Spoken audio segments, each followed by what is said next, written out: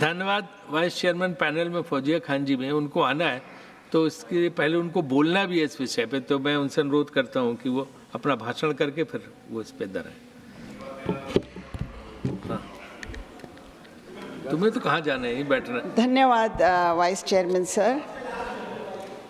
Sir, किसी ने कहा है कि लहरों के साथ तो लाशें बहा करती हैं। अगर तू जिंदा है तो उठ, खड़ा हो और सवाल कर, क्योंकि तेरे सवाल ही तुझे जिंदा करते हैं। तो आज मैं सरकार से ये सवाल करने के लिए खड़ी हूँ सर कि विकास और विकसित भारत और विश्वगुरु बनने के सपने की ओर बढ़ते बढ़ते जो हमारा अन्नदाता देश के पोषण का जिम्मेदार है, वो क्यों दुर्लक्षित है।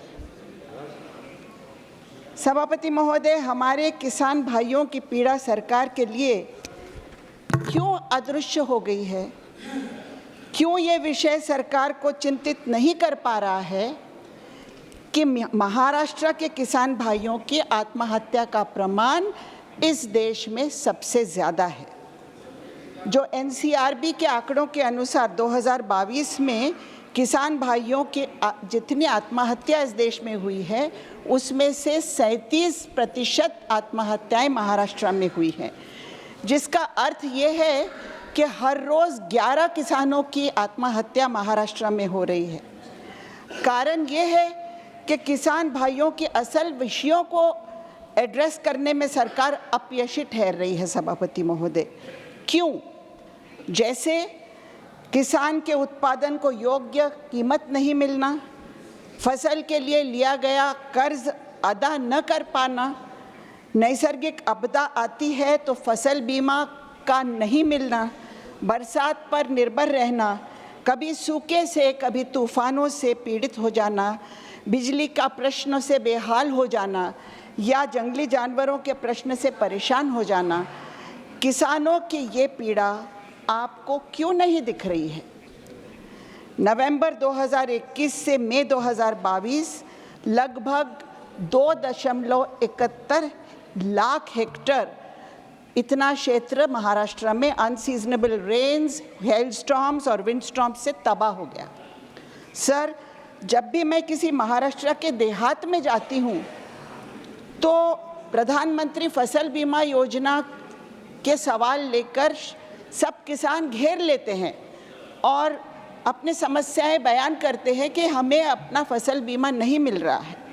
अगर सरकार इन शिकायतों को अनसुना करेगी तो किसान भाइयों की आत्महत्याओं की संख्या बढ़ने का धोखा हमेशा रहेगा। सर, महाराष्ट्र एक प्रमुख प्याज उत्पादक राज्य है। देश का 43% प्याज का उत्पादन महाराष्ट्र में होता है।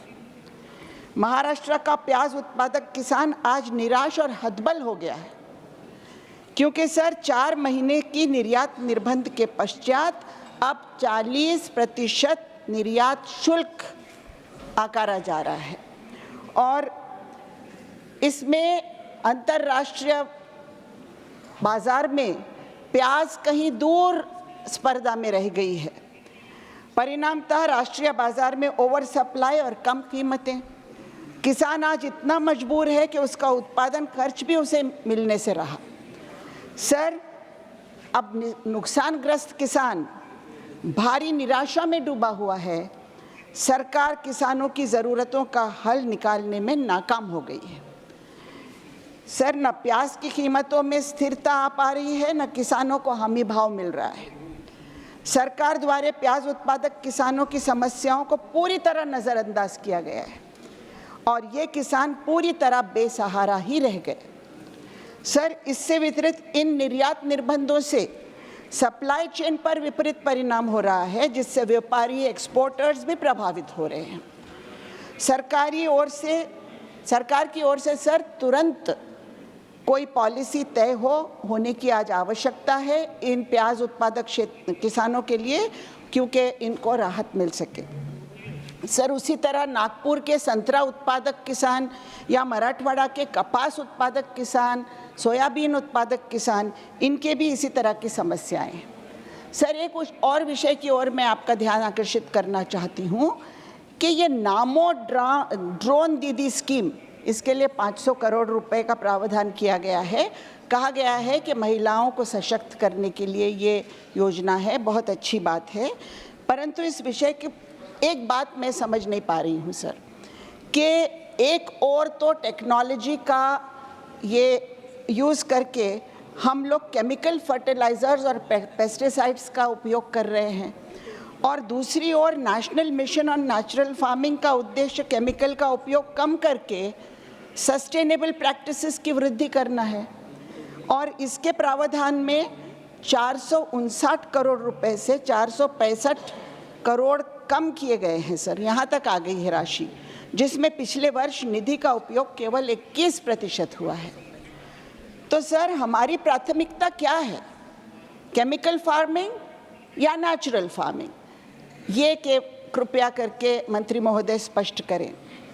Sir, the procurement of nutri and course grains in Maharashtra was 135.94 thousand tons in 2021, which later significantly decreased to 40.70 thousand tons in 2021-22.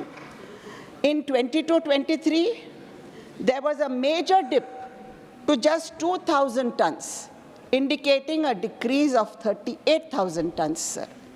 The procurement of oil seeds, pulses, and copra at MSP under PM Asha in Maharashtra was 57% in 2019-20, which dipped to 51% in 21-22. तो sir, इस budget में इनमें से किसी का जवाब मुझे नज़र नहीं आया। सरकार को जागना होगा और कृषि क्षेत्र को अपनी प्राथमिकता बनानी होगी। केवल ये कहना पर्याप्त नहीं है कि productivity and resilience in agriculture are number one priority in the budget. Thank you, sir. Thank you, Fauziya.